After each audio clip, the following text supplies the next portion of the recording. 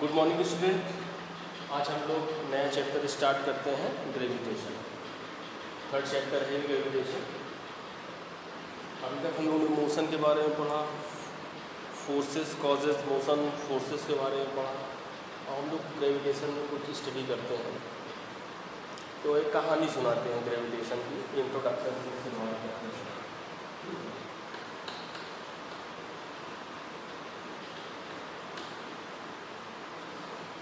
Introduction में एक कहानी है। साइंटिस्ट, बहुत महान साइंटिस्ट हैं, आइजैक न्यूटन, जिनको हम लोग सर आइजैक न्यूटन बोलते हैं। तो आइजैक न्यूटन जो है वो पेड़ के नीचे बैठे थे, सेब का पेड़ था, और पेड़ से सेब गिरा, तो सेब टूट के नीचे गिर गया। न्यूटन ने देखा सेब को गिरते हुए, तो न्यूटन ने सोचा कि जब सेब जो है पेड़ से अलग हुआ तो वो नीचे क्यों गिरा, ऊपर क्यों नहीं गिरा। तो न्यूटन ने सोचा कि भाई सेब अगर नीचे गिर रहा है तो इसका मतलब जो अर्थ है हमारी, वो सेब को अपनी ओर अट्रैक्ट कर रही है। तो अर्थ अट्रैक्ट्स एटम, ठीक। और उसका जो एक्सेलरेशन देखा तो वो जी एक्सेलरेशन था, और जी एक्सेलरेशन था 9.8 मीटर पर सेकेंड स्क्वायर। मतलब जिस एक्सेलरेशन से सेब नीचे गिर रहा है, वो जो एक्सेलरेशन देखा गया, उस एक्सेलरेशन की वैल्यू आई 9.8 मीटर पर सेकेंड स्क्वायर, ठीक है। और भी फिर बहुत सारे ऑब्जेक्ट को छोड़ करके देखा गया, तो हर ऑब्जेक्ट अर्थ की नीचे गिर रहा था। तो न्यूटन ने मतलब ये एक्सपेरिमेंटल बेसिस पे ये सोचा कि अर्थ जो है वो हर ऑब्जेक्ट को अट्रैक्ट करती है, ठीक है। फिर हम बात करते हैं मून की। न्यूटन ने देखा कि जो मून है वो अर्थ की ओर अट्रैक्ट नहीं हो रहा है, ठीक है। मतलब ये अर्थ है और ये मून है, तो क्या देखा कि अर्थ जो है वो मून जो है वो अर्थ की ओर अट्रैक्ट नहीं हो रहा है, यानी कि वो नीचे नहीं गिर रहा। तो इसका मतलब क्या हुआ? इसका मतलब ये हुआ कि अर्थ मून पर कोई फोर्स नहीं लगा रही है। अच्छा, फिर क्या देखा न्यूटन ने कि मून जो है वो अर्थ के अराउंड रिवॉल्व कर रहा है, ठीक है। तो ये अर्थ है, अर्थ और ये मून है। तो ये मून जो है वो ऐसे अर्थ के अराउंड एक लगभग सर्कुलर पाथ में रिवॉल्व कर रहा है, ठीक है। लगभग इसलिए कहा कि वो एक्चुअली में वो इलिप्टिकल ऑर्बिट में करता है। इलिप्स क्या होता है इसे हम लोग बाद में डिस्कस करेंगे। अभी फिलहाल हम लोग ये माने कि ये सर्कुलर पाथ में ये रिवॉल्व कर रहा है। अब अगर ये सर्कुलर पाथ में रिवॉल्व कर रहा है और ये एक चक्कर जो लगाता है मून अर्थ में, ऐसे चल के यहाँ चक्कर लगा लेता है, तो एक चक्कर लगाने में जो समय लगता है उसको हम बोलते हैं टाइम पीरियड। क्या बोलते हैं? Time period.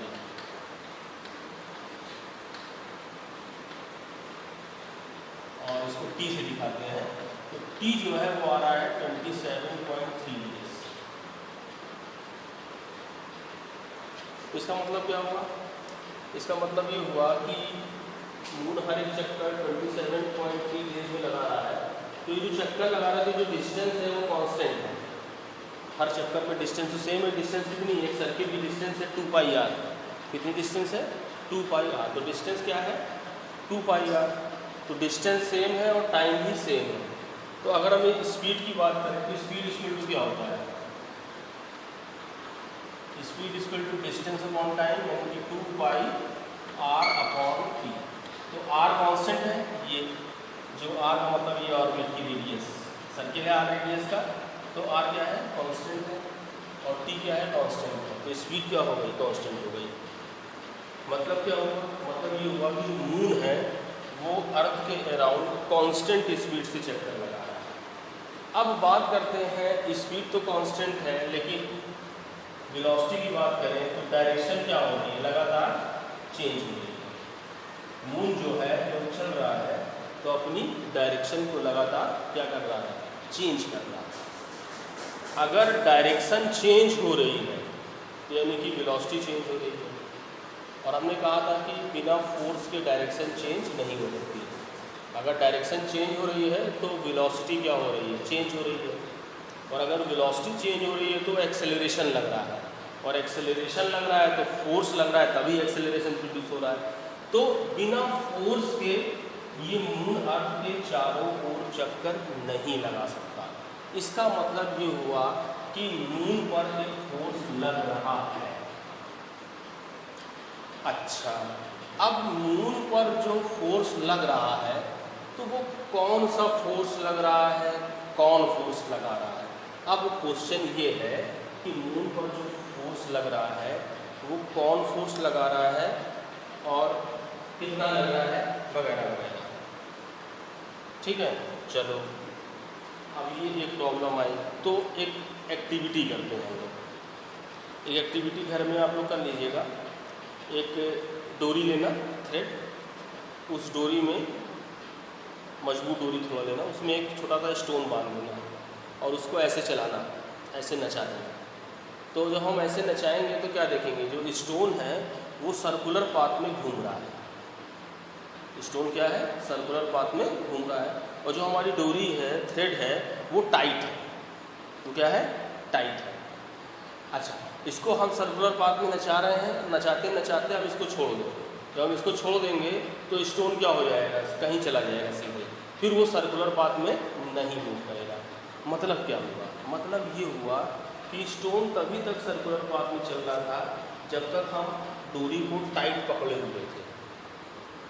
जब हमने डोरी को छोड़ दिया, यानी कि डोरी को टाइट नहीं पकड़ा, जब डोरी जो है ढीली पड़ गई तो स्टोन सर्कुलर पाथ में नहीं घूम पाया।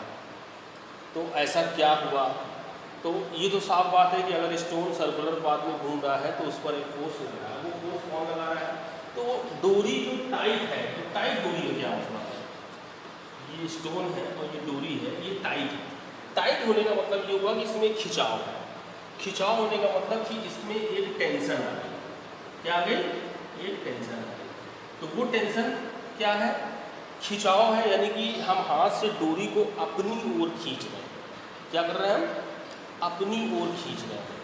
तो अपनी ओर खींचने की वजह से इसमें एक खिंचाव आया, और ये जो खिंचाव है ये इसको क्या बोलते हैं, हम टेंशन बोलते हैं। तो टेंशन, इस पर एक फोर्स लग रहा है।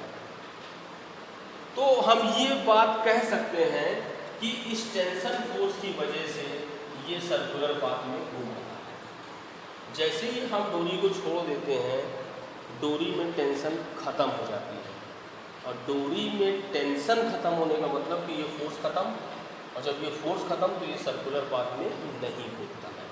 बात समझ में आ गई, कहने और नहीं हुआ, सीधी सी बात है।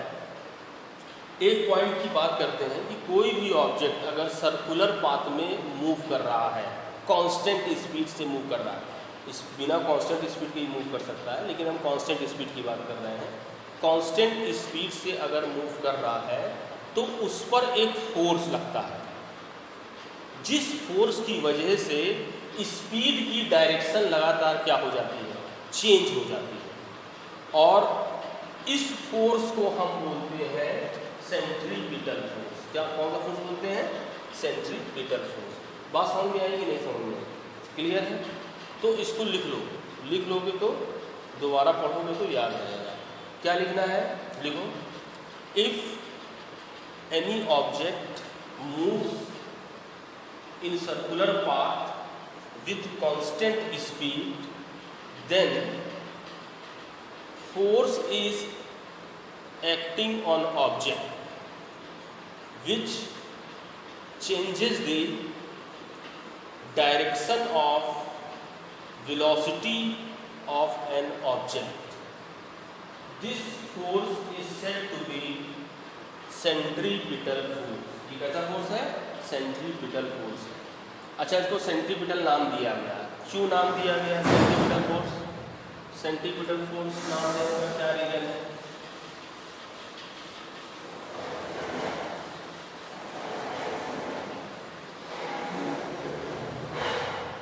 सेंट्रीपिटल फोर्स देने का क्या रीजन है, इसको थोड़ा ध्यान समझना है, ठीक है।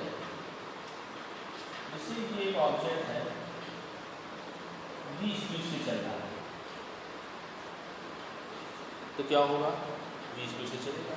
अगर हम इसकी इधर फोर्स लगा दें तो क्या होगा, इसकी स्पीड बढ़ जाएगी। क्या हो जाएगी, इसकी स्पीड बढ़ जाएगी। अगर एक ऑब्जेक्ट v स्पीड से चल रहा है और इधर फोर्स लगा दें तो क्या होगा, इसकी स्पीड घट जाएगी। बात समझ में आ रही। अगर हम वेलोसिटी की डायरेक्शन में फोर्स लगाएंगे तो वेलोसिटी का मैग्नीट्यूड बढ़ेगा। वेलोसिटी का मैग्नीट्यूड का मतलब स्पीड बढ़ेगी। और अगर हम वेलोसिटी के अपोजिट फोर्स लगाएंगे तो क्या होगा, वेलोसिटी का मैग्नीट्यूड घटेगा, यानी कि स्पीड घटेगी। क्लियर। अच्छा, अब एक बात सोचने वाली है कि अगर एक ऑब्जेक्ट इधर मूव कर रहा है और इसको हम फोर्स इधर लगा रहे हैं तो क्या होगा, क्या इसकी स्पीड बढ़ेगी? तो आंसर है नो, इसकी स्पीड नहीं बढ़ेगी। तो क्या होगा, इस फोर्स से होगा क्या, इस फोर्स से ये होगा कि इसकी डायरेक्शन चेंज हो जाएगी। स्पीड नहीं बढ़ेगी, क्या होगा, इसकी डायरेक्शन चेंज हो जाएगी। बात समझ में आ रही है कि नहीं? क्लियर है। मतलब अगर फोर्स वेलोसिटी की डायरेक्शन में लगेगा तो वेलोसिटी का मैग्नीट्यूड बढ़ेगा, फोर्स वेलोसिटी के अपोजिट लगेगा तो वेलोसिटी का मैग्नीट्यूड घटेगा। अगर फोर्स वेलोसिटी के परपेंडिकुलर लगेगा तो क्या होगा, तो वेलोसिटी की डायरेक्शन चेंज होगी, मैग्नीट्यूड चेंज नहीं होगा। अगर हम ऐसे फोर्स लगाएं, यानी कि ना परपेंडिकुलर ना उसके अलावा, तो हम क्या करते हैं, इसका प्रोजेक्शन लेते हैं। प्रोजेक्शन जानते हो क्या होता है? प्रोजेक्शन का मतलब होता है परछाई। परछाई का मतलब क्या होता है, जैसे ये लाइन है, इस लाइन का यहाँ प्रोजेक्शन लेंगे तो यहाँ से हम एक परपेंडिकुलर ड्रा करेंगे तो OM जो है, ये इसकी जो परछाई यहाँ OM बनेगी। परछाई जो है, अगर कोई एक पोल ऐसे इंक्लाइंड है तो अर्थ पे उसकी परछाई बनेगी, तो अर्थ पे एक सीधी ऐसे परछाई बनेगी। जैसे ये पोल है तो अर्थ पे एक सीधी परछाई बनेगी। तो OM क्या है, परछाई। परछाई का मतलब क्या होता है, प्रोजेक्शन। तो प्रोजेक्शन का मतलब क्या होता है, यहाँ से एक परपेंडिकुलर ड्रा करते हैं तो OM हो गया। ये क्या है, O। तो OM जो है इस फोर्स का यहाँ पे प्रोजेक्शन है। अगर हम इस लाइन पे प्रोजेक्शन की बात करें तो यहाँ से परपेंडिकुलर, यहाँ पर एक परपेंडिकुलर डालेंगे OM, तो OM जो है इस फोर्स का इधर प्रोजेक्शन है। बात समझ में आ गई। अगर फोर्स परपेंडिकुलर नहीं है तो एक प्रोजेक्शन OM आएगा और एक प्रोजेक्शन क्या आएगा, ON आएगा। तो फोर्स का ये वाला हिस्सा स्पीड को बढ़ाएगा और फोर्स का ये वाला हिस्सा डायरेक्शन को चेंज करेगा। यानी कि इस समय दोनों काम होगा, यानी कि स्पीड की डायरेक्शन भी चेंज होगी और स्पीड का मैग्नीट्यूड भी चेंज होगा। यहाँ पे स्पीड का केवल मैग्नीट्यूड चेंज हुआ, यहाँ पे केवल स्पीड का मैग्नीट्यूड चेंज हुआ, यहाँ पे स्पीड की केवल डायरेक्शन चेंज हुई, यहाँ पे स्पीड का मैग्नीट्यूड भी चेंज हो रहा है और डायरेक्शन भी चेंज हो रही है। बात समझ में आ रही है? इस पॉइंट को आप लोग लिख लीजिए, पहले फिगर बना लीजिए पॉज करके और उसके बाद लिख लीजिए। लिखना ये है कि if force is acting along the direction of velocity of an object, then magnitude of velocity increases. उसके बाद next, if force is acting opposite to the direction of velocity, then magnitude of velocity decreases. Next line में लिखो, if force is perpendicular to the direction of velocity, then direction of velocity changes. Next लिखो, if force is inclined to the direction of velocity, then we resolve force in two parts.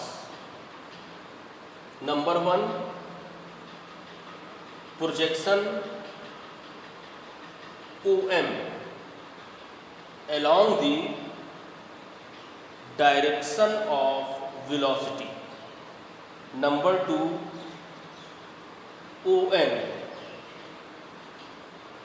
projection ON along the perpendicular to the direction of velocity.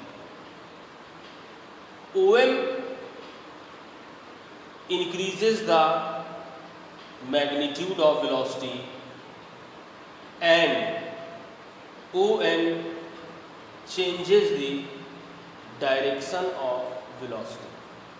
It means if force is inclined to the direction of velocity, then both magnitude and direction of velocity change. Okay, ये बात clear हो गई। तो अगर एक object constant speed से circular path में move कर रहा है तो इसकी वेलोसिटी की डायरेक्शन क्या होती है? टेंजेंशियल डायरेक्शन होती है। कैसी होती है? मतलब टेंजेंट। सर्किल का टेंजेंट क्या होता है? टेंजेंट का मतलब ये होता है कि एक सर्किल है, एक ऐसी लाइन ड्रा करें जो सर्किल को एक और एक पॉइंट पर टच करे। ऐसी लाइन को क्या बोलते हैं? टेंजेंट। तो कहीं नोट में टेंजेंट लिख करके हेडिंग डाल के टेंजेंट के बारे में लिख लो कि line which intersect circle eight one and only one point is called tangent. तो अगर यहाँ पे एक ऑब्जेक्ट इसकी वेलोसिटी क्या होगी? टेंजेंट ड्रा करो तो ये वेलोसिटी की डायरेक्शन। यहाँ पे टेंजेंट ड्रा करो तो ये वेलोसिटी की डायरेक्शन। यहाँ पे टेंजेंट ड्रा करो तो ये वेलोसिटी की डायरेक्शन। तो वेलोसिटी की डायरेक्शन है टेंजेंट, तो इसमें फोर्स लगेगा, सेंट्रीपिटल फोर्स लगेगा। और सेंट्रीपिटल फोर्स क्या होगा? वेलोसिटी के परपेंडिकुलर होगा। क्यों वेलोसिटी के परपेंडिकुलर होगा? क्योंकि फोर्स जो है केवल वेलोसिटी की डायरेक्शन को चेंज कर देगा। तो अगर टेंजेंट के परपेंडिकुलर डालेंगे तो सेंटर की होगा। कैसा होगा? सेंटर की होगा। सेंटर जो है थोड़ा सा नॉर्मल हो गया, सेंटर यहाँ होगा। तो ये सेंटर है सर्किल का, सेंटर हो तो सेंटर से मिला दो, ये फोर्स की डायरेक्शन है। ठीक है, तो सेंट्रीपिटल फोर्स सेंटर की ओर लगता है। किधर लगता है? सेंटर की ओर लगता है। तो लिखो सेंट्रीपिटल फोर्स के बारे में कि सेंट्रीपिटल फोर्स एक्ट्स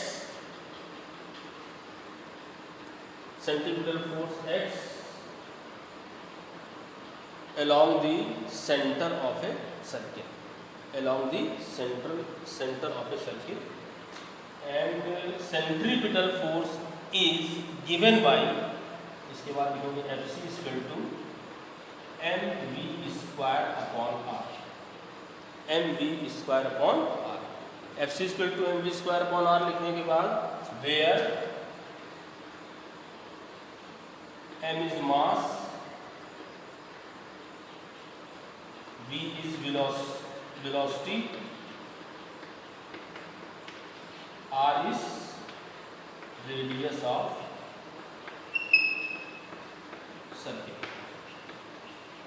ठीक है, तो ये सेंट्रीपिटल फोर्स का काम होता है, तो सेंटर की ओर लगता है, तो यही होता है सेंट्रीपिटल। फिर नेक्स्ट हम लोग जो है न्यूटन्स लॉ को देखेंगे।